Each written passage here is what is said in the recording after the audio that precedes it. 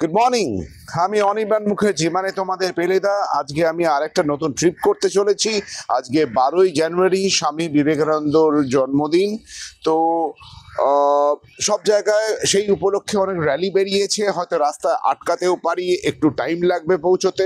তবে আজকে যাচ্ছি আমরা the flower valley of West Bengal, Khirai, এবং তারপরে আশপাশে যে সমস্ত জায়গা রয়েছে সেই সমস্ত জায়গাগুলো একটু এক্সপ্লোর করার জন্য ওখানে যাচ্ছি। তো সঙ্গে চলো, রাস্তায় যেতে যেতে কথা হবে। ওং নমঃ শিবায়, জয় মা দুর্গা, হরে কৃষ্ণ, জয় গঙ্গণপতে নমো নমঃ। ভগবানের নাম করে আমরা যাত্রা শুরু করে ফেললাম। তো ফার্স্টেই আমরা দক্ষিণেশ্বর ব্রিজ ক্রস করে আমরা যাব NH6, পুরনো নাম NH6, নতুন নাম এই যে NH6-এ উঠে পড়লাম, নতুন নাম NH19, সেদিকে আমরা উঠে পড়লাম। NH19 ধরে আমরা যাব কোলাঘাট, কোলাঘাটে ব্রিজ ক্রস করে বাঁদিকে ইউটার্ন নিয়ে ওখান থেকে আমাদের ঢুকতে হবে কোলাঘাট ফুল মার্কেটে। আমরা এখন এসে হাজির হয়েছি কোলাঘাট ফুল মার্কেটে। ফুল মার্কেটটা হচ্ছে এই ওপরের রেল লাইন দেখতে পাচ্ছ, পাশেই কিন্তু কোলাঘাট স্টেশন, এবং এখান দিয়ে টার্ন নিলেই বাঁ হাতে পড়ছে কোলাঘাট ফুল মার্কেট।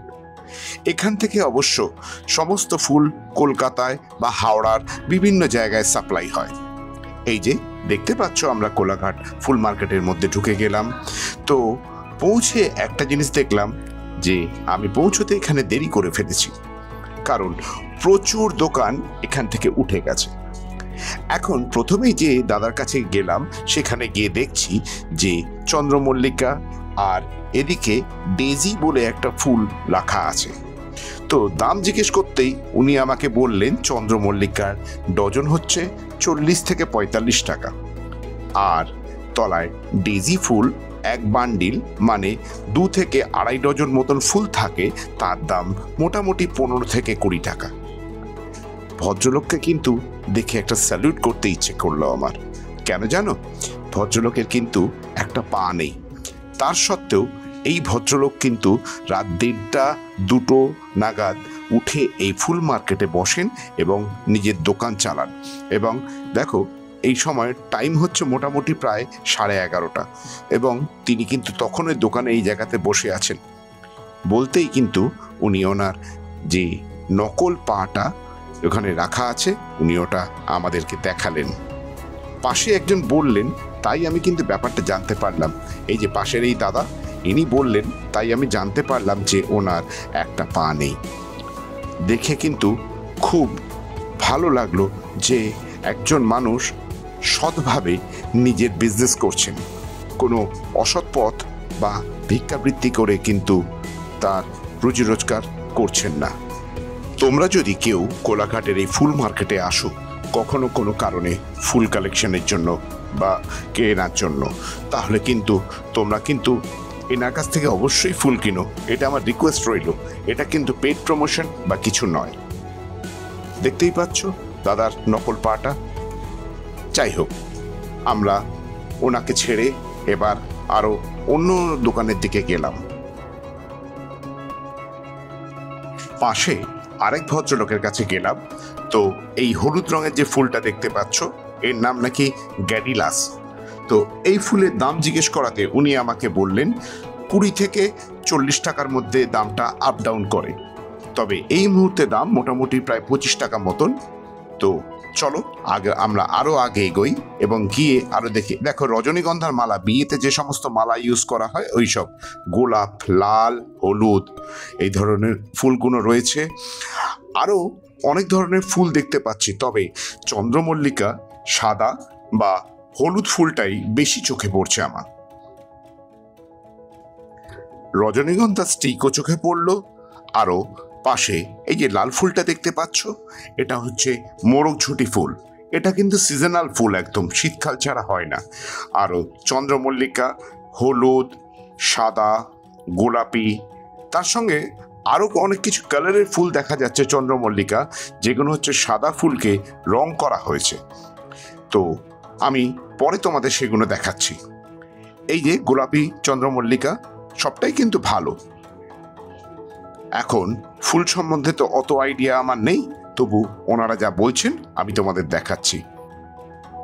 এই যে এই ফুলটা যেটা দেখাচ্ছে, এইটার নাম হচ্ছে বাতাসা চন্দ্রমল্লিকা। আমি তো নাম প্রথমবার শুনছি, খালি চন্দ্রমল্লিকা শুনেছি। এই ফুলটা নাকি নাম বলছে ঝুপসি ফুল। তো ফ্লাওয়ার বুকের মধ্যে এই ধরনের ফুল দেয়া হয়। রজনীগন্ধার মালা, আরও অনেক ফুল আছে, যেমন এই দেখো গাঁদা ফুল, তার মালা বানিয়ে বিক্রি হচ্ছে। আরও পুজোর ছোট ছোট মানে কুড়ি ফুলও বিক্রি হচ্ছে, খুচরো ফুল বিক্রি হচ্ছে। এছাড়া এই যে দেখো গোলাপ, গোলাপ নাকি 120 টাকা বান্ডিল, মানে বান্ডিলে মানে নাকি 4 ডজন থাকছে। 4 ডজন মানে 48 পিসের দাম হচ্ছে 120 টাকা। খুব সস্তা, তাই না? তোমরা যদি মনে করো বাড়িতে বিয়ে বাড়ি, অন্নপ্রাশন, অনেক ভালো ভালো প্রোগ্রাম যদি থাকে, তোমরা ফুল কিনবে সস্তায়, একটু নয় পয়সা খরচা করে একবার টুক করে ট্রেন ধরে চলে এসো কোলাঘাট।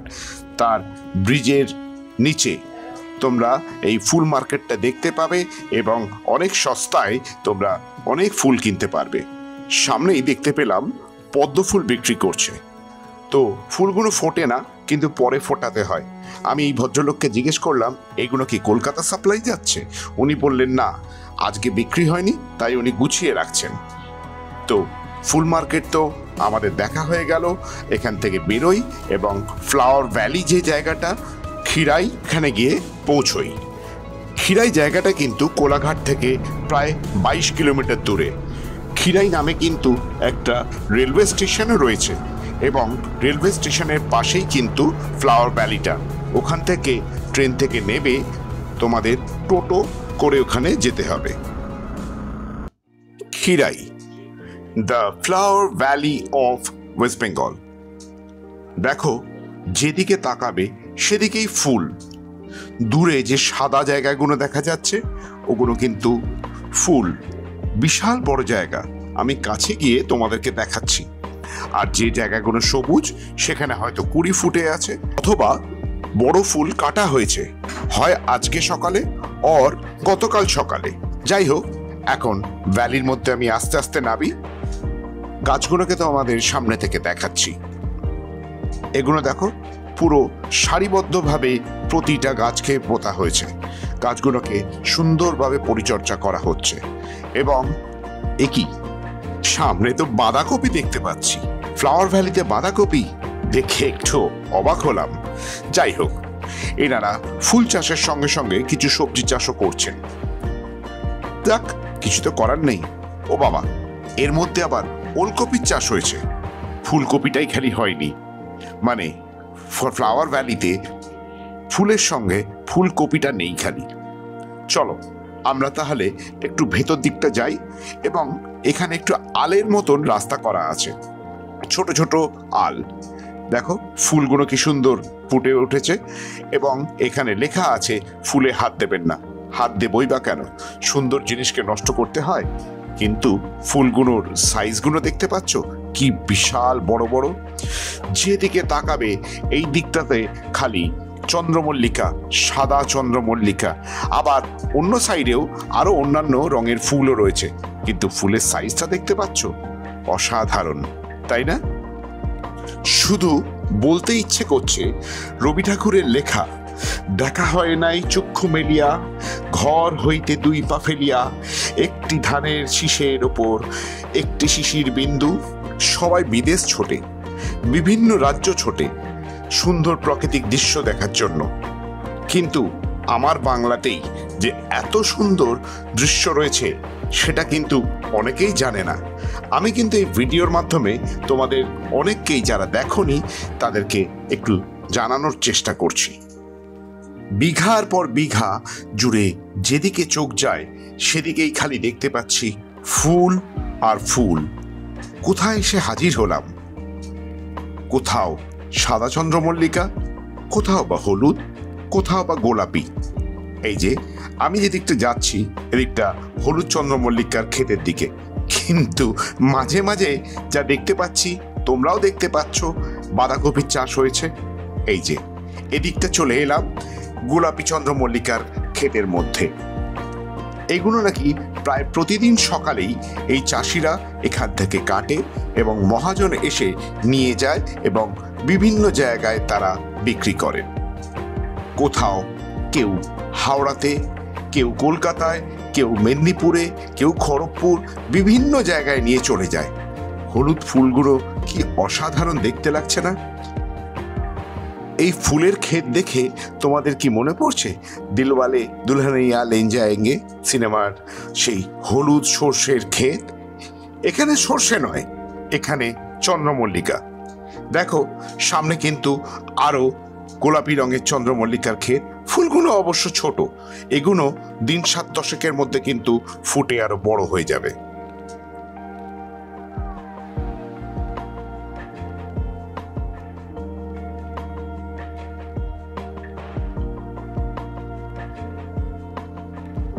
বেশ কিছু জায়গায় হঠাৎ করে চোখে পড়ল চন্দ্রমল্লিকার চারা, মানে সবে কুড়ি ফুটেছে, কিন্তু বেশিরভাগই দেখা যাচ্ছে হলুদ আর গোলাপির থেকেও বেশি সাদা চন্দ্রমল্লিকা। সাদাটাও কিন্তু খারাপ লাগছে না, তবে হঠাৎ করে বাঁদিকে তাকাতেই এক জায়গায় চোখে পড়ল গোলাপের ক্ষেত। দেখো গোলাপ ফুলটা ফুটছে, বড় হচ্ছে, কিন্তু দেখতে কিন্তু অসাধারণ লাগছে। গোলাপের কুড়িও দেখা যাচ্ছে, কি সুন্দর না? এই দেখো আবার চলে এলাম, এটা আবার কি ফুল নামটা বলতে পারছি না, কিন্তু কয়েকজনকে জিজ্ঞেস করব ভাবলাম, কিন্তু কাউকে দেখতেই পাচ্ছি না কোথায়। এই সামনের ছেলেটিকে জিজ্ঞেস করলাম, সেও বলছে দাদা আমিও তো জানি না, আমিও তো আপনার মতন ঘুরতে এসেছি। সামনে এই মাসিকে জিজ্ঞেস করলাম, তিনি আমাকে বললেন এটাও নাকি গোলাপি চন্দ্রমল্লিকা। এই যে গোলাপ ফুল দেখতেই পাচ্ছ। তো আমি এদিক ওদিক এই ভ্যালির মধ্যে ঘুরে ঘুরে বেড়াচ্ছি। তারপর আমাকে ওরা বলল যে এখানে কিন্তু যা প্রোডাকশন হয়েছে আরও ভ্যালির অন্য প্রান্তে গেলে আরও বেশি প্রোডাকশন দেখতে পাবো। তো আমি ওনার কথা অনুযায়ী একটু এদিক ওদিক ঘুরে আমাদের ভ্যালির অন্য প্রান্তে আমি চললাম। এই ভদ্রলোককে আমি জিজ্ঞেস করলাম যে এটা কিসের ক্ষেত, কোন ফুলের ক্ষেত? তিনি বললেন হলুদ গোলাপের ক্ষেত। তো এই যে তোমাদের সামনে একটা মাত্র হলুদ গোলাপ ফুল দেখতে পাচ্ছি। ইনি অবশ্য কোদাল দিয়ে মাটি খুঁড়ে খুঁড়ে কিছু একটা করার চেষ্টা করছেন। সামনে চোখে পড়ল একটি সাদা গোলাপ। আমি জিজ্ঞেস করলাম বাহ সাদা গোলাপ? উনি বললেন না, এটা হলুদ গোলাপই ছিল, কিন্তু এটা না কেটে ফলন খারাপ হয়ে গিয়ে সাদা রং হয়ে গেছে। কি ব্যাপারটা আমি বুঝতে পারলাম না, তবে হলুদ গোলাপি আমি খুব কম দেখতে পেলাম। যাই হোক, এখন এখান থেকে আমি একটু অন্যদিকে এগোই। এই দাদার কথা শুনে যা বুঝলাম, এনাদেরকে মাত্র 200-100 টাকা দিয়ে মহাজনরা ফুলগুলো কিনে নিয়ে চলে যায় এবং চড়া দামে তারা মার্কেটে ডিস্ট্রিবিউটারকে সব জায়গায় বিক্রি করে। এখানে মাত্র ওনারা পান 200-100 টাকা, আর আমাদের এখানে ডজন নয় 120 টাকা, 150 টাকা। ভাবা যায় কত নাইনসাফি হচ্ছে এদের সঙ্গে। যাই হোক, আমার একা তো বলে কোনো ফল হবে না, সবাইকে ব্যাপারটা বুঝতে হবে। এই দাদাকে এই সামনের ফুলটা দেখিয়ে জিজ্ঞেস করলাম এটা কি ফুল? উনি বললেন কর্নফ্লাওয়ার। আমি তো এরকম কর্নফ্লাওয়ার বলে কোনো ফুল হয় আমি জানি না, কর্নফ্লাওয়ার মানে তো ভুট্টা আমি জানি। যাই হোক, এখন উনি বলছেন আমাকে মানতে হচ্ছে। তাহলে চলো আমরা ভ্যালির একটু অন্য সাইডে যাই। অন্য সাইডটাতে যেতে গিয়ে চোখে পড়ল বেশ কিছু গোলাপ। দেখো ফলনগুলো কি সুন্দর, লোভ লেগে যায়। আর অন্যদিকে পিঙ্ক চন্দ্রমল্লিকা, দেখো এর কালারটা মাঝখানটা গোলাপি, চারদিকটা সাদা। জানি না পরে এটা কি কালারে এসে ধরবে। দুর্দান্ত। তোমরা এই দেখছো বাগানের মধ্যেই, ফুল ভ্যালির মধ্যেই আমি দাঁড়িয়ে আছি। হ্যাঁ, তো দারুণ দারুণ সব ফুল। তো ম্যাক্সিমামই দেখা যাচ্ছে চন্দ্রমল্লিকা, আর কিছু গোলাপ রয়েছে, আর দু একটা ফুল কি নাম বললো ভুলে গেছি। যত বাগানটা দেখছি তত যেন অবাক হয়ে যাচ্ছি। এদিকে যেন ফুলের ফলন যেন আরো বেশি, হয়তো অন্য কোনো চাষির প্রোডাকশন এটা। তো ঘন ফুল একদম রয়েছে, ফলনও ভীষণ ভালো ধরেছে, কিন্তু এক একটা সাইজ দেখো, পুরো যেন সাদা, মাঠটাই যেন পুরো সাদা হয়ে রয়েছে। অসাধারণ।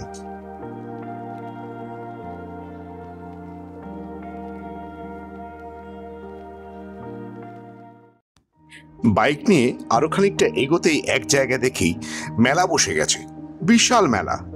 মহিলারা মাথায় ফুলের হেয়ার ব্যান্ড বাঁধছেন।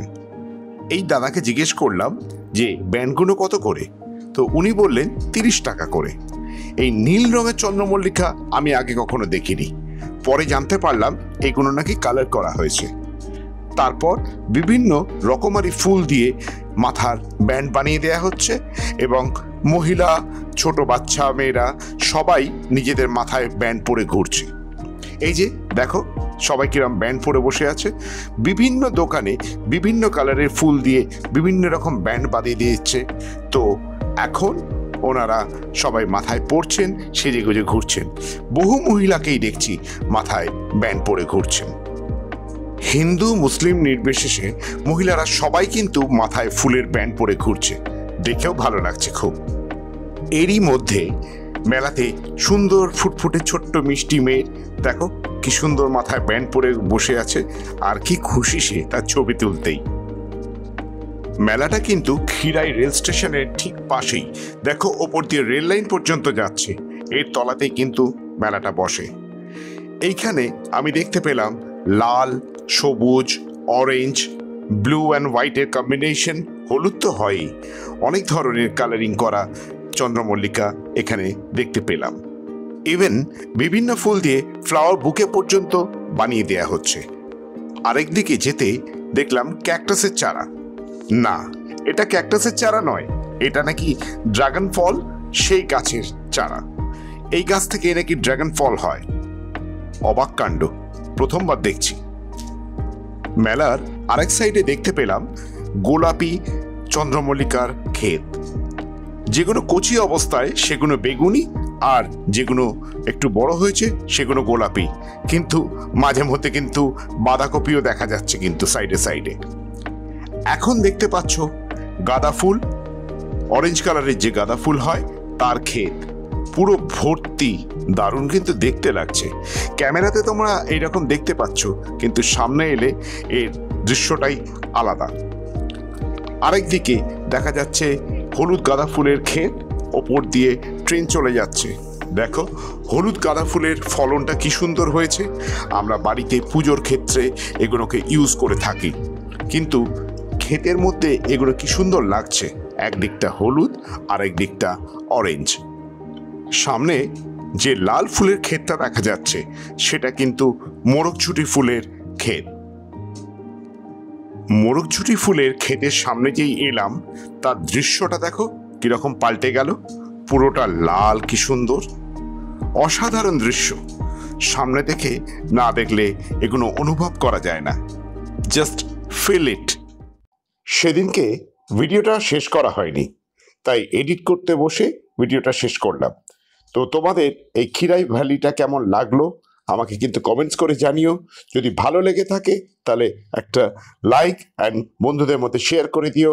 তাহলে ভিডিওটা এখানেই শেষ করছি। নমস্কার।